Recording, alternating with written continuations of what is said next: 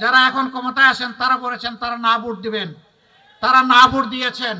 এইটাই প্রমাণ তারা সংখ্যাগরিষ্ঠ মানুষের ভালোবাসা এবং ভোট পান নাই।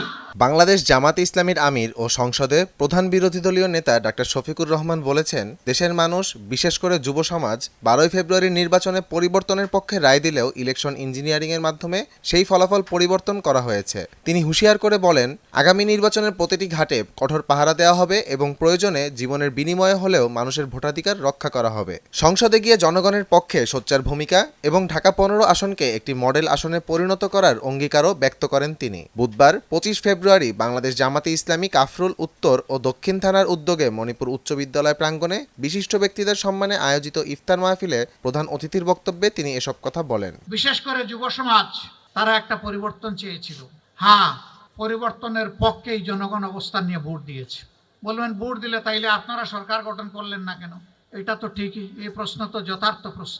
আবার জিজ্ঞেস করবেন ভোট যে দিছে তার প্রমাণ কি?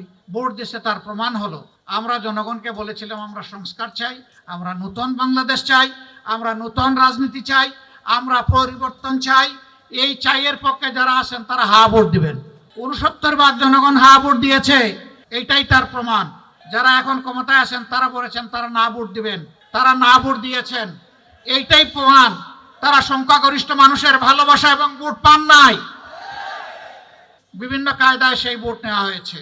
আমরা কায়দাগুলো এবার ভালো করে রপ্ত করেছি, চিনে নিয়েছি। ডাক্তার শফিকুর রহমান বলেন, স্বাধীনতার 54 বছরে দেশ নানা আদর্শ দেখলেও ইসলামী আদর্শভিত্তিক শাসন ব্যবস্থা দেখার সুযোগ পায়নি। দেশব্যাপী চাঁদাবাজির প্রসঙ্গে তিনি সরকারি দলের প্রতি আহ্বান জানিয়ে বলেন, অবিলম্বে চাঁদাবাজি বন্ধ করতে হবে, অন্যথায় জনগণকে সঙ্গে নিয়ে শক্ত প্রতিরোধ গড়ে তোলা হবে। তিনি ট্যাক্সমুক্ত গাড়ি ও সরকারি প্লট গ্রহণ না করার ঘোষণা সহ প্রবাসীদের মরদেহ সম্মানের সঙ্গে দেশে আনার প্রতিশ্রুতি অনুসরণ করায় সরকারি দলকে ধন্যবাদ জানান। অনুষ্ঠানে সভাপতিত্ব করেন দলের কেন্দ্রীয় নির্বাহী পরিষদ সদস্য ও ঢাকা মহানগরের উত্তরের আমির মোহাম্মদ সেলিম উদ্দিন।